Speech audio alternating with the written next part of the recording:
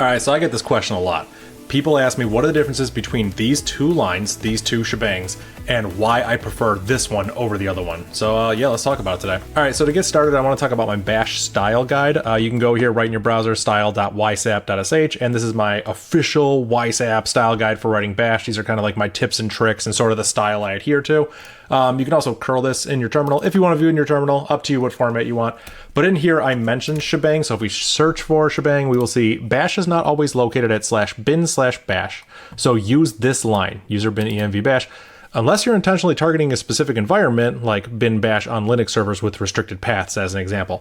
Here's the thing, there's nothing wrong here, but this is incomplete. I kind of want to add to this and talk about it because it's a little bit more than this. So let's jump in. All right, so to get started here, we are logged into my Mac here. As you can see, we're running on Darwin. I'm going to leave it in the prompt here because later in the video, I'm going to show other operating systems and it'll be easy to see which one I'm on. Right now, we are just in an empty directory that exists, shebang, and we're going to start working in here. So let's make a simple script. Before we can even talk about shebang, let's make a very simple bash script. We're going to hard code the path to bin bash. We're going to use the standard shebang here, and we're going to do some basic bash stuff.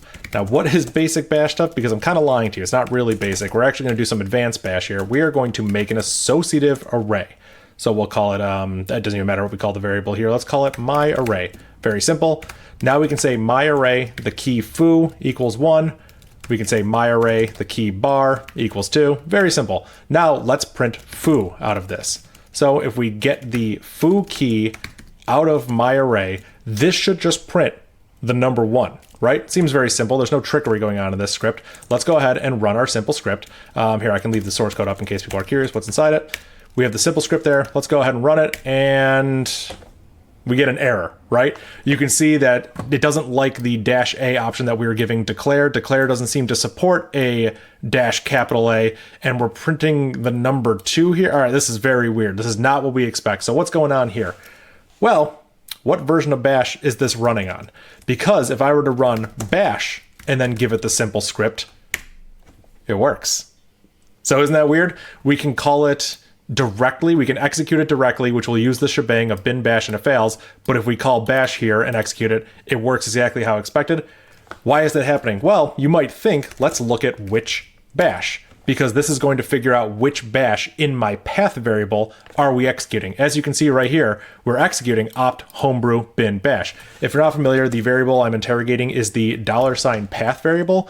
These are all the paths to look for executable programs when you run a command without an absolute path. That was a mouthful there, but when I run the command bash, it's going to look through that path one by one because they are separated by colons. So I could echo $path, I could replace colons with new lines, and this will just make it easier to read. There you go. It will go in order and look for the bash command and execute the first one it sees. So when you do that, which bash, if I could type, which bash, it's going to execute opt homebrew bin bash, which is in stark contrast to the first line of our simple script, which was bin bash. So when we go ahead and we run it, let's do this. Let's open up our simple script, and let's not even do this. Let's trash all this data. Let's just echo $0 and bash version. This will tell us what has been executed and what the version of bash running is. So if we rerun this, we can see that simple script ran, and this was the version it ran with. I'm just realizing now, I don't think I can do $0. I think it's, is it $bash? Let's do that. Let's do $bash.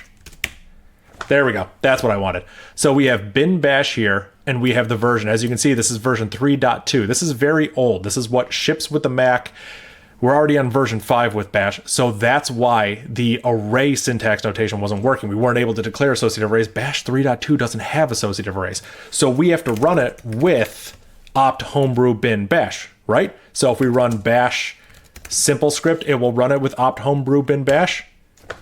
Well, no, because I tricked you. I used the which command. Which is an external tool that goes through your path and finds a command that matches it. But in our shell, when I ran this, it actually was overridden. We should use the type command, type bash. We can see that bash is an alias. I aliased it to a third special version of bash. Am I trying to trick you? Yeah, a little bit. Why am I trying to trick you? To show how important these shebangs are. You don't know what a user's environment looks like. You don't know where they're running bash, if they have alias set up or not. The only thing you can do is hope that they run it with a version of bash that is compatible with the contents of the bash script that you wrote. This is very important. I will circle back to why that's important, because there's a little bit of hope here. So we got the type command here, type -a bash. This will list all of them in order. So the first thing it will do is it's an alias, which will resolve to this. And then the next thing after that is it will execute this one. The next thing after that will execute this one. It won't execute those in order. It will stop at the first one that matches. So we can unalias bash, get rid of it. Now, if we do type -a, you can see it's gone. This way, if we run our simple script again, it has bin bash. If we run it with the bash executable, hey, look at this. Opt homebrew bin bash version 5.3.3, whatever. If we look at that shebang, remember what the shebang line looks like? User bin env bash, and then the name of the file. This should be the same as what's above it because we are running the env program. This is an external program. This exists on our system. It is a program that gets executed. It takes this argument and then arguments past it, and it executes these. So that's what happens here. It finds bash in our current environment and then executes it based on the $path variable. Why is this important? Because this is what goes in the shebang line, and the way shebang works is they append the file name as the final argument. So bash gets run, and it gets run with the name of the file that was executed. That's what happens when we run this. It runs /bin/bash, and then it gives it this as the file name. We can modify this and use the syntax I talked about earlier. User bin env bash, like this. We can go back, we can run it. And the way that it got executed is it basically put the file name here. I'm just putting this here to illustrate it. That's how shebangs work. Your kernel, your operating system will actually execute it in that order. So you have the file name, your arguments, and then the file name gets put all the way at the end. A little bit confusing here, but I am only scratching the surface with shebangs. That's why, this is a really long-winded way of saying, that's why I like to use user bin env, because this line right here starts with a comment character in bash. Like, you know, this is a comment, blah, blah, blah, blah, blah. Anything that starts with this line is a comment. So bash sees this line, but bash doesn't care about this line. This line is sent to your operating system. This is a hint to the operating system on how to execute this program. I can't control what operating system you run this on, so I can only put my best effort in this comment to say, hey, operating system, please, here is how I want you to execute it. And when I tell the operating system, I don't want to tell the operating system to use bin bash. I don't know what's there. I don't even know if there is something there. I've been on operating systems where there is no bin bash. What I do know is that you most likely have an env command, and that env command can find bash in the $path variable. You will almost certainly have this command. If you are on a POSIX machine, you will definitely have this command. Here is the POSIX specification. As you can see, this command is here. You have to have the env command, and it will take the utility and will take optional arguments after it. There's other things this program can do, but this is important. It will always have the env command. It will take the -i flag if you specified, and it will take the name of the program and the arguments here. This will exist in your system. It might not exist in user bin, but it's going to exist on your system somewhere. And that's why, to circle back to what I said earlier, this is my best effort. This is me, the programmer, the person who made this script, saying, hey, operating system, here's how I want you to execute this. I want you to run it through bash, whatever version of bash the user has first in their path. That's all I can do. I can't control much else beyond that. So that's why I prefer this shebang. Yes, user bin env might not be there. In practice, I find it's there a lot, but that's not really the purpose. It's my goal in doing this is not saying, oh, user bin env is more likely to be there than /bin/bash. No, my purpose in saying this is that this will execute the version of bash that is in the person's path, and that's what I would rather have happen than me saying, oh, I know how your operating system's laid out. I know you store bash here. I don't know. I have no idea where you store bash. So this is my best effort way of saying, here is how to execute the script. But again, if you're a power user, you can just run it through whatever shell you want. I could go here and just run my own custom compiled version of bash that I have here and run my simple script. I could cat the simple script into that custom compiled version. You know, if I'm a power user, then I can do whatever I want, but I also take on the responsibility of if things break, then it's my fault because I did some weirdness there. So that is why I use that shebang, and that is just scratching the surface of what goes on there. So if you want to get into the fun stuff, now we're going to explain some of the operating system differences and just how deep this rabbit hole can go. All right, so let's dive in. First thing to notice here is we are no longer on my Mac. We are on a machine called Void, and it is running Linux. So it happens to be running Void Linux. I like to name things very obviously, but we are now on a Linux machine. Like I said, I'm going to illustrate some of the differences between operating systems. I'm going to start with Linux because this seems to be a common one in my audience. I'm going to start with this one, and then we're going to branch out into other variants just to see how different things can get and how you can program in such a way where you can try your best to make all operating systems out there happy. You won't ever make every operating system happy, but you can try your best. So I said earlier that if you look in the simple script here, we have the user bin env bash. If we execute that, user bin env bash, the name of the file. This is how that shebang will get resolved. I can prove this. We can do something really fun here. You ready for this? This is a really cool thing to see. Let's make a new program, custom shebang, and we can put anything here. Anything. We could say execute bin cat. And then we could put whatever content we hear. Whatever content we want to put here can go here. LOL. Doesn't matter. We could put anything in there. So if we cat the file ourselves, we get this. We have to set it executable. If we try to execute this, we'll get a failure to execute because the permission is denied. chmod +x, custom shebang, and there we go. Let's go ahead and run this program. We get the contents of the file with the shebang intact. Remember, this line stays intact. When you pass it to bash, bash ignores it because it looks like a comment, but this line is definitely there. What's happening here is exactly what I said. It's executing bin cat, and then any arguments we gave in this shebang with an asterisk next to that. So there's no arguments here. And then we give it the name of the file. So this is what effectively got ran by our operating system, by our kernel. This is what executed that. We can change that. We can change this to, maybe you're thinking, oh, why would you do bin cat when you did user bin env? We can do that too. User bin env cat. And if we run that, we get this, the exact same thing. We can change that too. We could change it to, I don't know, let's say bin tail, and now we'll get the last 10 lines, tail -2, and we will get the last 2 lines. We could change this to head. Let's get the first, I don't know, 4 lines. How about that? We can run it through really anything here, which is kind of cool. So what about other languages real quick? So if we have like Node or something, we can give it a JavaScript file. Let's go ahead and write a simple JavaScript. How about that? We can put user bin env node here, which tells our operating system to run the node executable on it. And then we can do something like, I don't know, console.log hello world. And that's some basic JavaScript for you. Don't expect anything better than that. I'm not that great at JavaScript. We execute that. Nope. We do it right. There we go. We run simple JavaScript and it works. It prints hello world. The interesting thing about this though, is that comments in JavaScript look like that. I mention this because comments don't look like this. Using a pound sign is not a comment in JavaScript. We will get an error. So what happens here? Is Node filtering this line out? Yes. Yes, it is.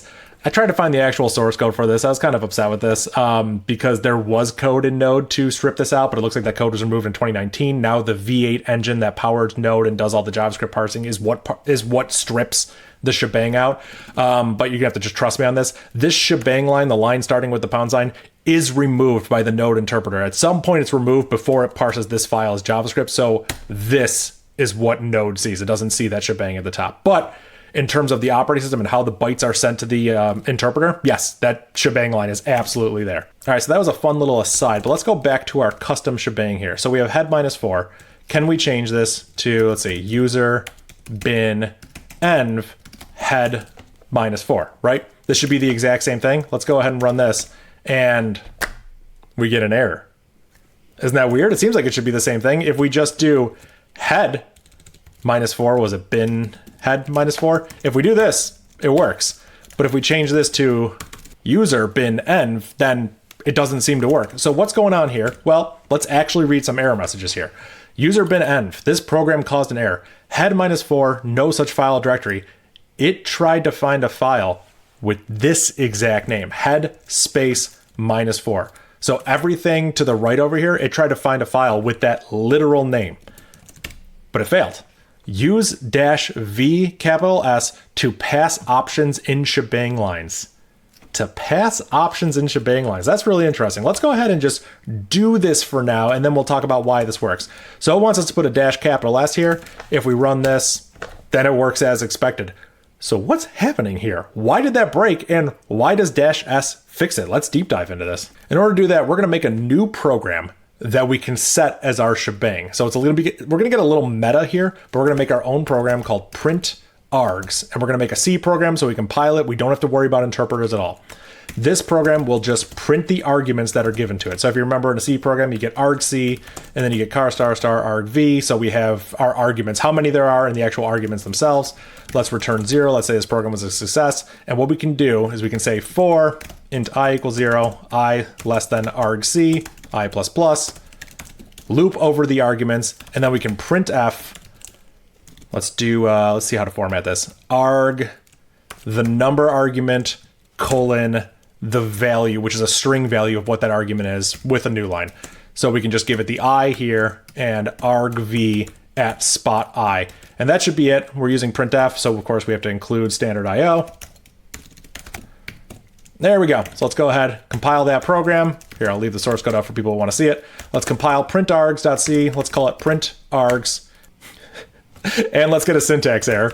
Let's go ahead and reopen that file and actually set I here instead of just int equals 0, because that's not going to work. Let's go ahead and recompile that, and hey, that works. That's awesome. So now if we run printargs, we get this. If we can run printargs with hello world, we get that. We had arg0. Arg0 is always set. It's going to be set to the name of the program itself, and then hello and world, those were two separate arguments. If we put them in a string with our shell, we will see that we get that as one argument with a space separating it. We can also use bash built-ins here if we want to do something like A all the way up to E or something. And then we'll see that we get A, B, C, D, E all as separate arguments. Really cool tricks. Print args is just like a nice way to see now what kind of arguments we're getting. Now that we have this tool, what can we do with it? Let's take that custom shebang program we have here and let's swap this out. Let's swap this out with just printargs directly. This is valid. I can just put a relative path here. I don't know if this is going to be valid on every single operating system, but the ones that I tested on, this worked. So let's do that. The contents of the file, don't even care about that. We're just going to run printargs and we're going to see what arguments this shebang was given by the operating system. So we run custom shebang, we get printargs, and then we get custom shebang, the name of the file. Hey, that's pretty cool. We just get the name of the file. We get it effectively like this. That's how it gets executed.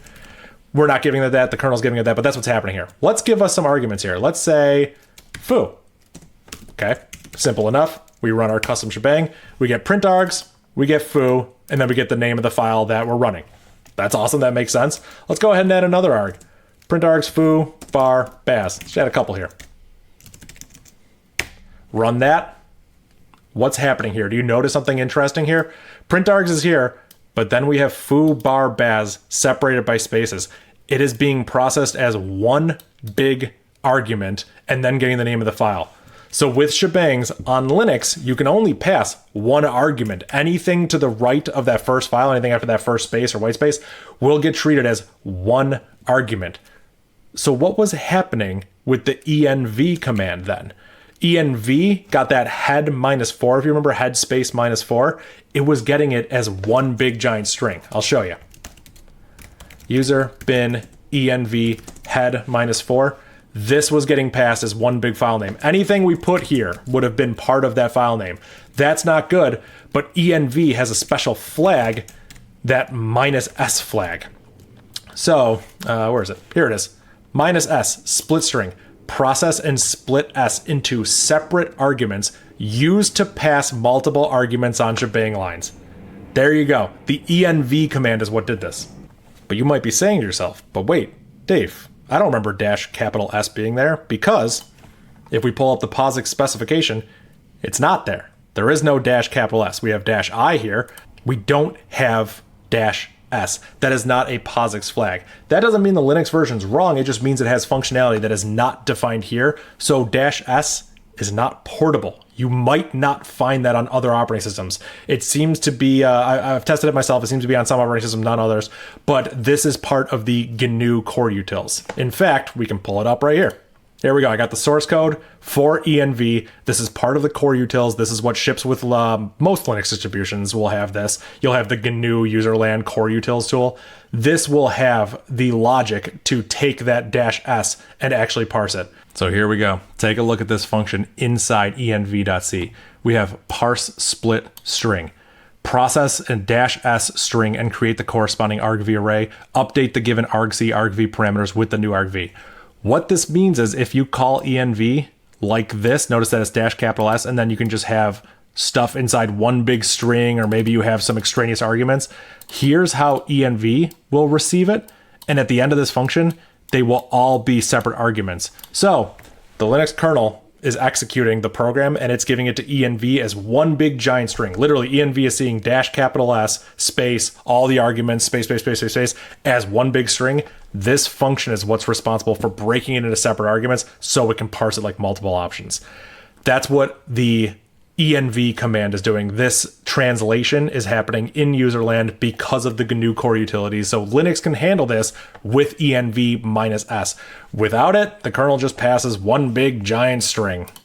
As we can see right here, one big giant string is arguments. One argument, that's the best thing you got. So if you're passing user bin env bash and you're asking me, how do I pass more arguments? You really can't. You can set flags in your bash script, but you can't pass more than one on Linux. So the natural next step here is let's try an operating system other than Linux. So let's take what we have here, which is the Shebang directory on my Linux machine. Let's rsync it over to Arbiter. That's the name of a machine I have running Illumos. And let's put in the Shebang directory there, put a / here, run this, and there we go. So now let's log into Arbiter. And now we are logged into a brand new machine. This is running Illumos. As you can see, we have SunOS here, and the name of this machine is Arbiter. So this is Illumos, it's a fork of Open Solaris. So this is not Linux, and that's very important here. So let's go ahead and look in here. The first thing we need to do is printargs won't run because that's a Linux compiled executable. Yeah, it just won't work. So we'll need to recompile it ourselves. So let's get rid of that binary and let's recompile printargs.c into printargs. This should work. We don't have CC. What else do I have? Clang, I think. Let's see if that works. Hey, there we go. It compiled. So now we have printargs over here. So we can run printargs foo bar baz, and hey, it works how we expect it. Now let's go ahead and run this custom bin. Where is it? What do we call it? Custom shebang, I think we called it. All right, so in custom shebang, let's just change this to print args and let's run it. So when we run this on Illumos, we get print args, we get no arguments, and then the name of the file. Hey, that's cool. That makes sense.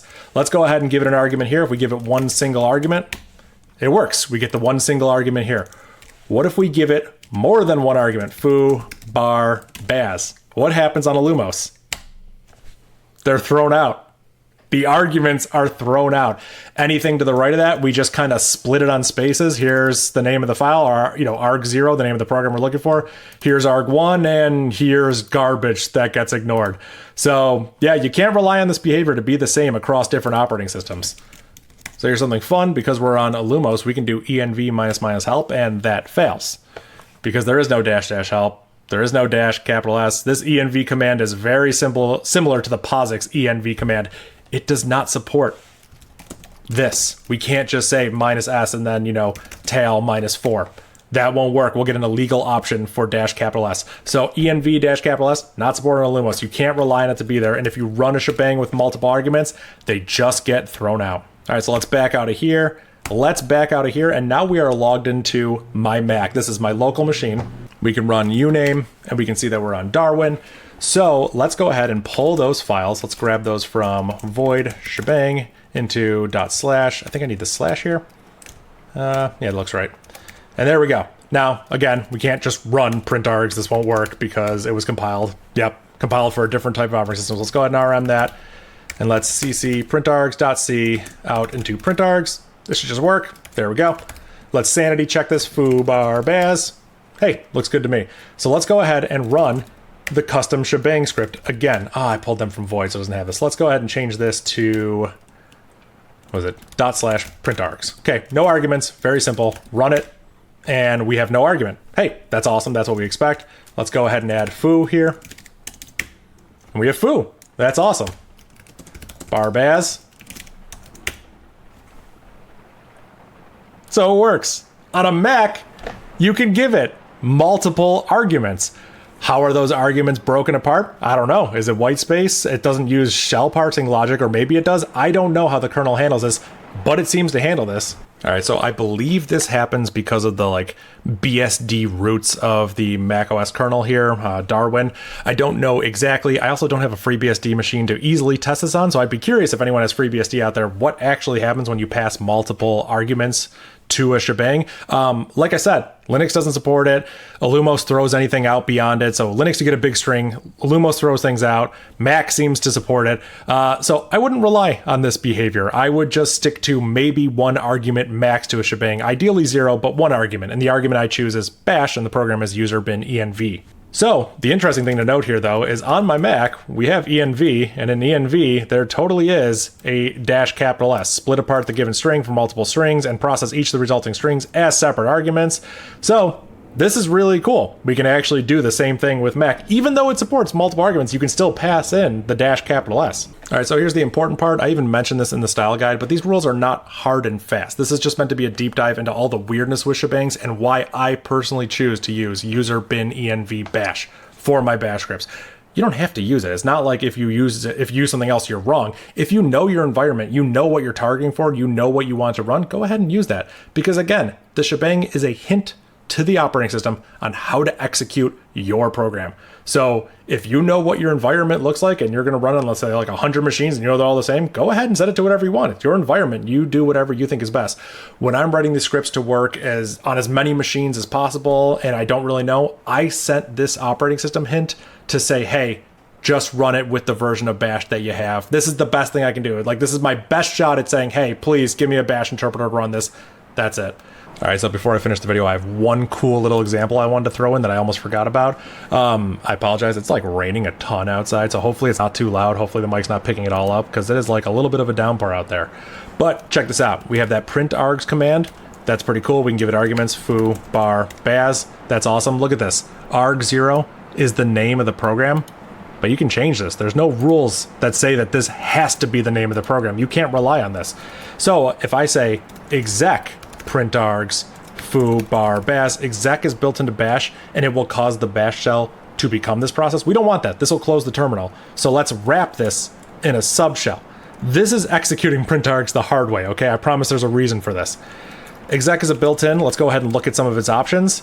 -A, pass name as the 0th argument to command. So we can rerun this with -A and put anything here and override this string to be anything. Just something to be aware of, something I thought was pretty cool. This could be anything. It could be my name is user, and then it says my name is Dave. Hey, that's pretty cool. It could be, I don't know, dangerous characters. It could be something like tput setaf1 hi, and now it's the color code for red, and the terminal just displays red.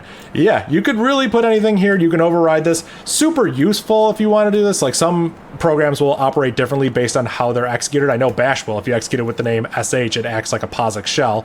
You could just give it new lines. I don't know why you'd ever want to do that. But yeah, I could say, I don't know, exec -a foo and call bash, and we get a bash shell. That's great. What if I say exec -a sh? Now we get a POSIX compatible shell because the arg0 was set to sh. We didn't have to pass any arguments. It was passed as the 0th argument, or I should say positional parameters, I guess. So yeah, just a cool little thing I want to throw at the end of the video. And yeah, if you made it this far, you're a nerd. Thank you for watching. I appreciate it. And yeah, that's it.